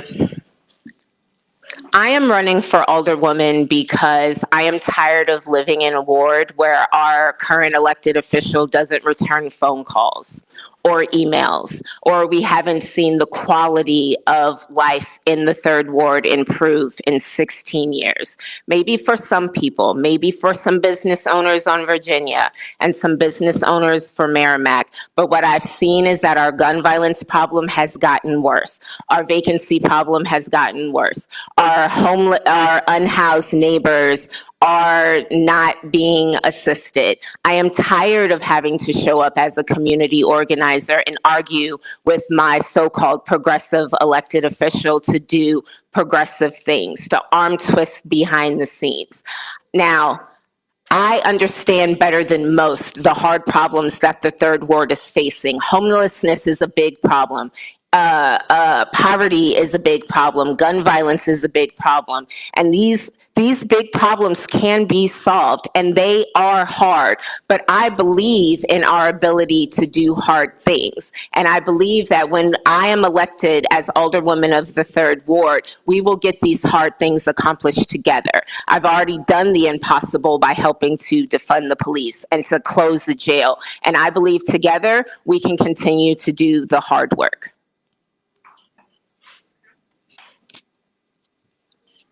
All right, we're going this direction, so Mr. Khan. Oh, thank you. I think I've shown tonight that I have the experience that matters to continue to drive change. Oh, I need a microphone. Sorry. I have the experience that matters in order to drive change and build the relationships in the neighborhood that make a difference in terms of driving future vision for our community. We talked about DeSales Housing Corporation. We've talked about a number of different residential developments. We also have the first FQHC in the third ward opening, largely because of a $14 million appropriation that I made in partnership with the Jones administration. If you want to talk about responsiveness to constituents, I have been there. My phone number is literally on every bathroom wall between here and Pensacola. And so, my constituents reach out to me each and every single day, whether that's text messages, Facebook messages, Twitter. I have been one of the most accessible alder people. And when that doesn't work, I lean into the community to help organize them, which I've been doing. And it's a lot easier when we have organized neighbors to be able to bring about change than having to deal with 20,000 people calling you all at once about snow removal and trash. It is literally impossible when you have people blowing up your phone nonstop.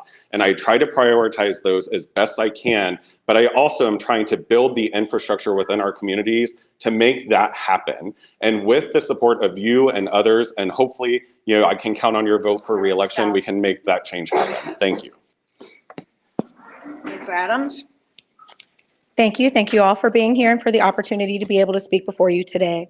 As I alluded to in my earlier speech, I am running as a community leader. I am the only person up here who is not currently an elected official. And when I look around at our neighborhoods that make up the third ward, I see an immense amount of opportunity. I see a lot of gaps. I see a lot of ways that whether they have been responded to or not, it does not look like we have a responsive, proactive leader at our helm to be able to turn things around. And after 2 decades of the same leadership, we need a bold, visionary way forward with a plan to get things done. And I can break it down into 3 parts: my professional experience as a community member, as a communicator, as somebody with neighborhood revitalization and economic development experience. My vision is to have a walkable, thriving, safe community for all of us to be able to enjoy together. And that includes not only Dutchtown, but Mount Pleasant, Carondelet, and Graveway Park. I look forward to being able to serve and being able to enact my plans of being able to bring intentional development to meet our neighbors' basic priority needs. We're down to our last pharmacy, our last grocery store. And I want to end by saying that it is not for lack of support that I do not have the neighbors on my MEC, because it is really hard as a first-time candidate running against a 16-year incumbent to allow people the courage to be able to stand in the face of a leader that they're not pleased with. I can't tell you how many neighborhood conversations I've had. Time to stop. Thank you very much for your time. All right. Okay.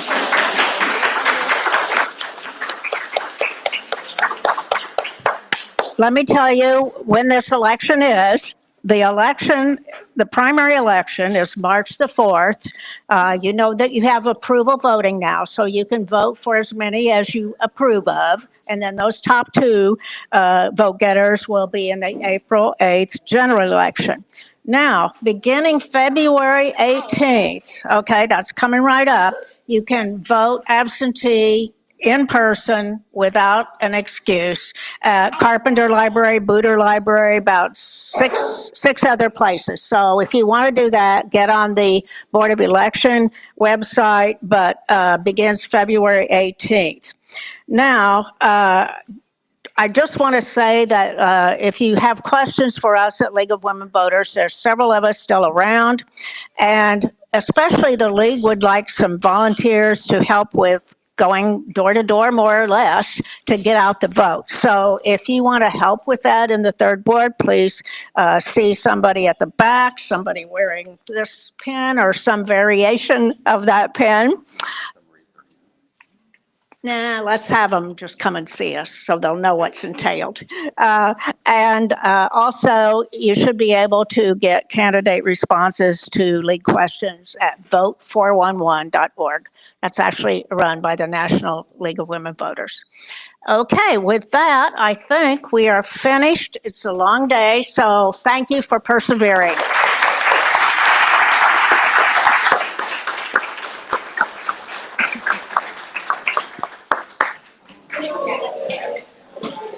Good job. You made it. You did great. That's okay. I'll sit down on the desk. Okay, Alex. Good job. Great job. Thank you. You're on video. Are you trying to take a picture? You got it. Questions anymore? Somebody's asked me recently, can I keep the questions anymore?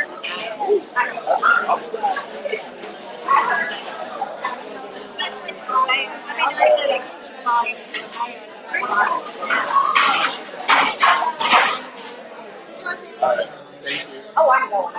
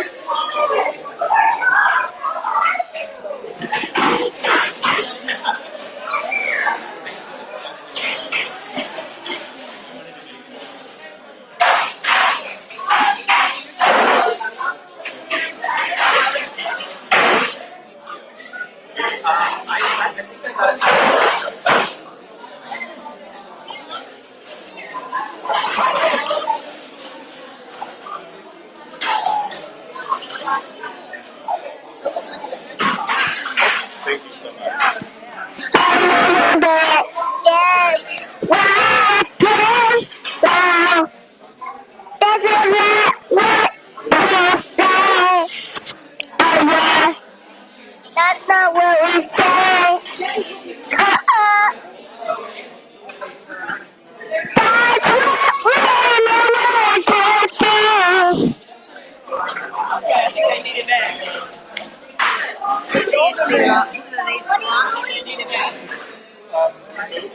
That's what You're all right? We're good. Yeah. Oh, okay. Yeah, it worked I think it came across well.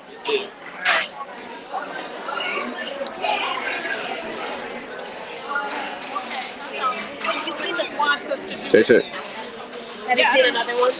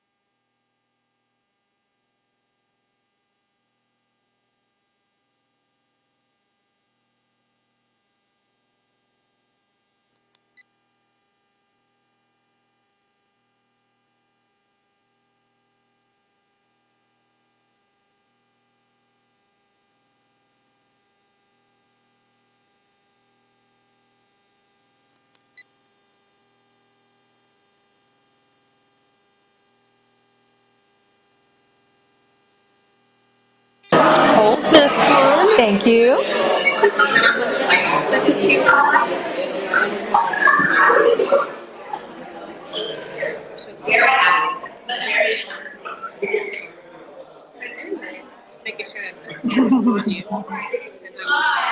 Okay.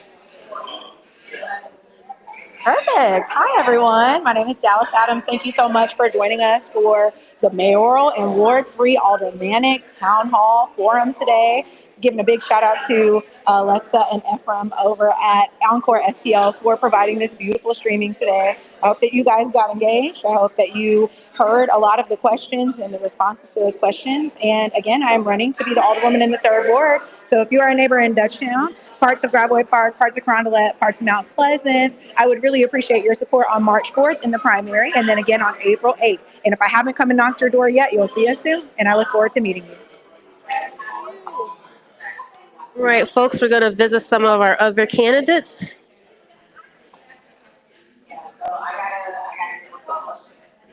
Hey, Inez. How are you? Hi, how are you? So we had a Good to see stream you. going, and it's still going. There's some people still online. If you want to say anything to those Oh, watching on absolutely. YouTube. Do they have, you want me to say hi or they have questions? Let's see if they have any questions, but just say hi. Okay. Hi to the folks that are watching the stream. Oh, hi to the folks that are watching the stream. So sorry you couldn't be here in person, but I'm super glad that you watched and tuned in. This is what democracy looks like. My name is Inez Bordeaux. Again, I want to ask for your support and your vote on March 4th. If you have additional questions about my platform, what I'm running on, you want to hear more about my abolitionist views and principles, please go to my website, which is InezBordeaux4STL.com. And I look forward to seeing you at the polls. Thank you so much. Thank you. Great job today. Great job, y'all. Thank you.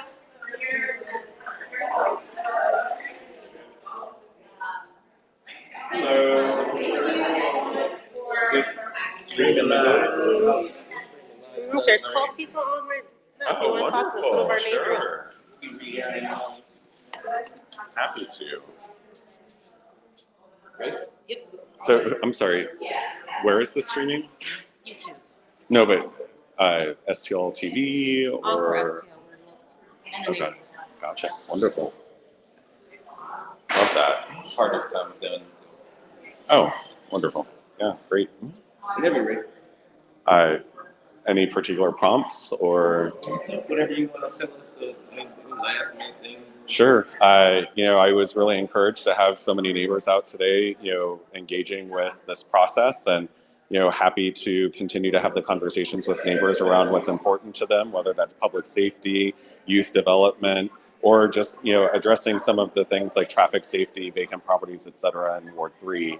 And, certainly I feel like I demonstrated that I have the experience to make those things, come to fruition in terms of, a vision or a plan instead of just having a concept of a plan, and have the broad-based support of neighbors in order to make those things happen. And so I look forward to, working and continuing to build those relationships. And for those of you at home that want to get involved, visit my website at shanecone.com and look forward to working with you.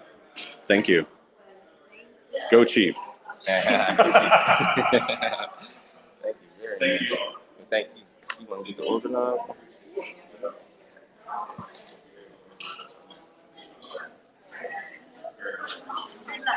Thank you. Ladies, they're on YouTube. Anything you would like to say to those online? Any thank yous? Thank you very much, and Oh, I'm in the camera. Talk to them. we need to be part of the solution, not part of the problem. That means get out there and vote. There you have it. Get out and vote. Tell Get them out and vote. Perfect. Thank you, and thank you so much. Thank you, Mary, so much. We had lots of hands helping.